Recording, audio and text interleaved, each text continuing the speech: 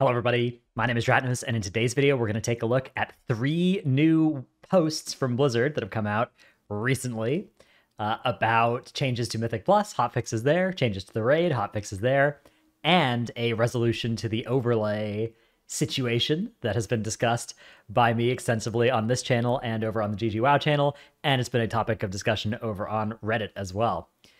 So, first of all, let's take a quick look at the M Plus situation.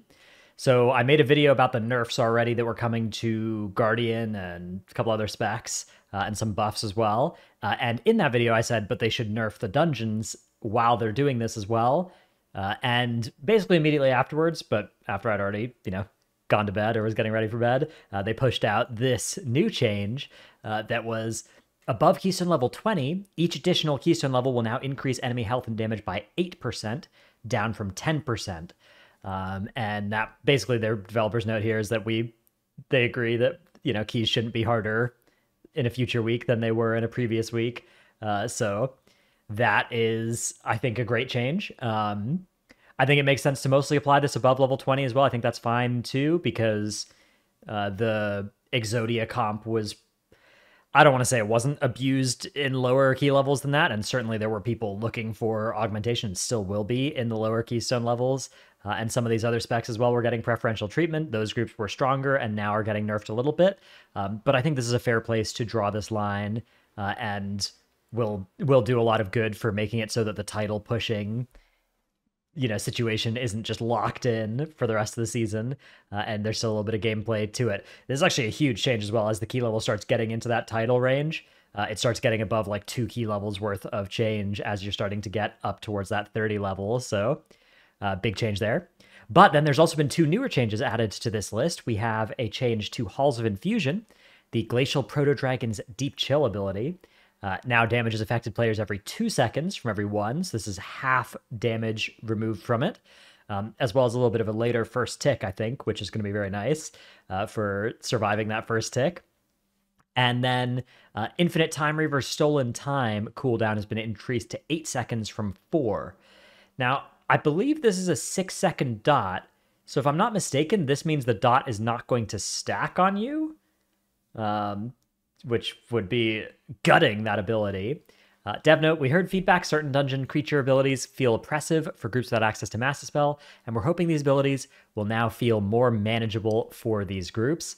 Now, this is a good change. This is a great change. I think this was a great thing to target as well, the Glacial Proto-Dragon's Deep Chill. I do think that targeting just 1 or 2 of these dungeons, there's a lot of stuff to do, and hopefully we see more of them in future weeks to help sort of bring down the necessity of Master Spell. Changes like this, I think, are a great way to do it, though, where it's like, yeah, it's still nice to have a priest and just completely solve that affix.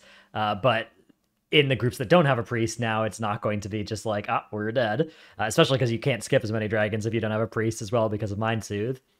Here's a couple other examples of abilities that aren't being changed that are still huge Master Spell reasons. So I don't think that this will accomplish the goal of making a Master Spell group the best option for doing keys.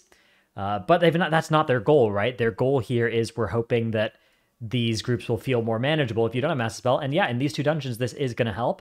I would definitely advocate for most of these also to see similar nerfs. Putrid Blood's a weird one because that one's a boss mechanic that's like fair, but then during the overlaps when the Watcher is busy, you can get 3 or 4 stacks, and that's really nasty. But yeah, that one's maybe fair, but most of these other ones, I would love to see a similar reduction in how nasty it is to be without a Master Spell. And the Mind Soothe is another thing that, yeah, is hard to solve mid-season, but I'm glad they're trying. Okay, let's take a break from the nerfs and hotfixes to talk about third-party overlays, which there was, of course, a lot of discussion about recently. I tried to be sounding the alarm on this, and I'm very happy with this response here, which says, we intend to make changes to how the advanced combat log is populated in advance of Dragonflight Season 3 that will prevent its use in this way. Please see Section 1C of the end user license agreement for more details on our policies here, which Section 1C is this section here that says license limitations. We might suspend your license if you make derivative works or cheating, which I assume is where this would be. Yeah, use, offer, promote, advertise, make available, and or distribute cheats, methods not explicitly authorized by Blizzard, influencing and or facilitating gameplay, whether accomplished using hardware, software, a combination thereof, or otherwise, including exploits of any in-game bugs, and thereby granting you and or any other user an advantage over other players not using such methods, which is a very broad sentence, but I assume would have been used to action people that they caught using, cheaty overlay stuff. But I'm very glad that rather than just saying this, they've instead said we are going to fix it so that people can't be using this, rather than please don't use this and we'll ban people who we catch using it, because of the way that this functions, I'm not confident that they'd be easily able to catch very many of the people that would be able to use it unless they streamed themselves doing it, which obviously a stupid percentage of people would do that. But yeah, anyways, good change here. As long as they fix the advanced combat log correctly, this can be a change that has very little downside to how any of us use the combat log as it is. This is just a big win. So yeah, hopefully they pick a good way to nuke this functionality. And yeah, all right, then we have some nerfs to Mythic Sarkareth and Mythic Echo of Neltharion that are coming in with the weekly reset. Echo of Neltharion at 5% reduced health, 5% reduced health on Voice from Beyond, 10% health reduction or damage reduction on Ebon Destruction and on Shatter. Those are the dots from the wall breaks and from the big AoE in P3. And a bug that you can get of not getting corruption on players. I've never seen this one, but that's cool too. Good set of nerfs. THD on the website formerly known as Twitter had a take that I thought was pretty good as well, which is if you want to reduce the difficulty of this fight, a health nerf is not actually a fantastic way of doing that on a fight that starts a last phase at a low health threshold, which this one does, and that maybe they should consider having it push at a lower health amount than 30, or 35, having it go immune at a lower health amount to allow you to actually get some more of that damage into the last phase. Because as it stands, you're still kind of hitting that same breakpoint. Of course, 35% of a smaller total amount is smaller as well, but it is less of a nerf than it would be on a fight that didn't have that feature to it. So I agree with that. I think that was a good take. But either way, this will make that fight nice and more manageable if you were close on it before.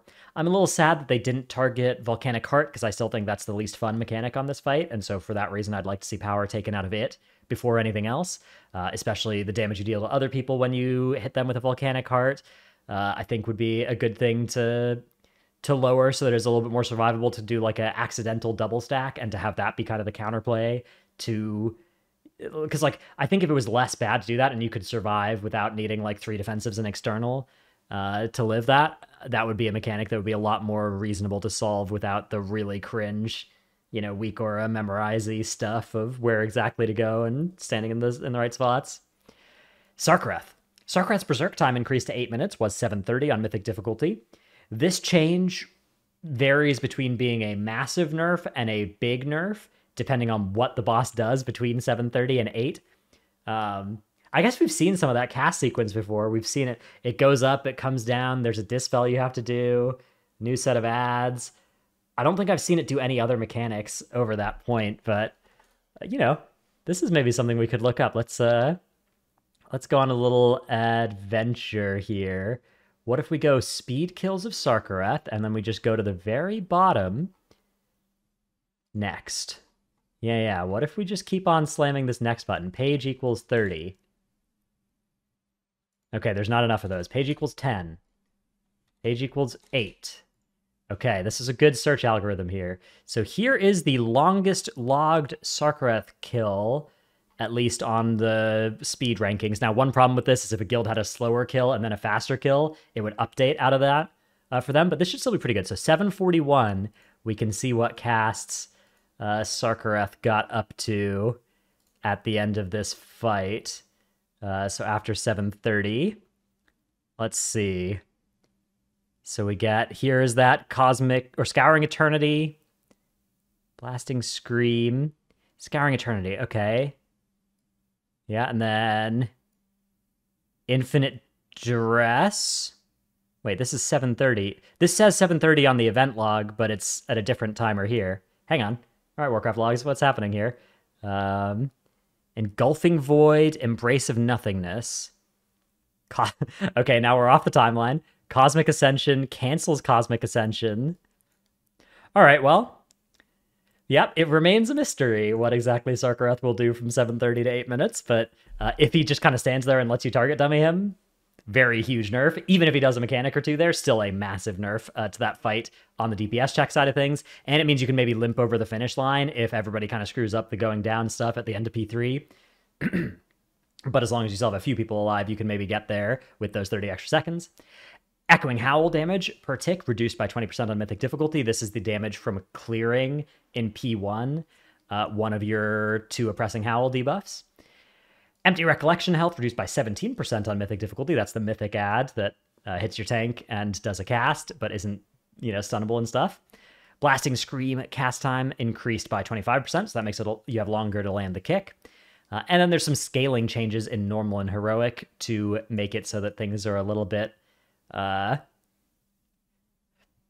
nicer for small player groups, which that seems pretty fair. That's all. Anytime they make these sort of changes, I assume it's usually a good set of changes. So yeah, overall, big nerfs if you're working on Echo of Neltharion or Sarkareth, or you weren't sure you were going to be able to get those done this tier.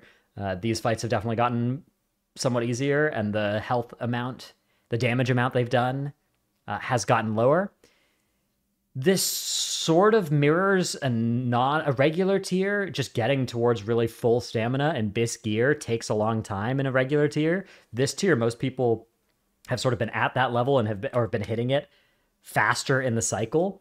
But the health and damage reduction on these sorts of abilities will make it so that you're in much less danger of getting taken from 70 to 0 or from 80 to 0 or 90 to 0, which accomplishes the same sort of thing that 5 extra eye levels over the course of the last 2 months would have done, which I think in a regular tier, a lot of guilds that are currently working on those bosses would have still been having those eye level upgrades coming in, rather than just very small incremental, spark upgrades and vault upgrades. So yeah, a good set of changes. Happy to see these fights getting a little bit nerfed. I don't think they necessarily needed huge nerfs, and these aren't huge nerfs, but they're decently sized nerfs, and M+ changes are looking promising too. Again, moving things in a good direction. Would love to see more. Overlay situation, great. Big exploit found in the game. They're going to fix it rather than just say don't use it. Fantastic. Hope you've enjoyed this video. Let me know what you think in the comments below. Remember to like and sub. Thanks for watching, and I'll see you in the next one. Bye.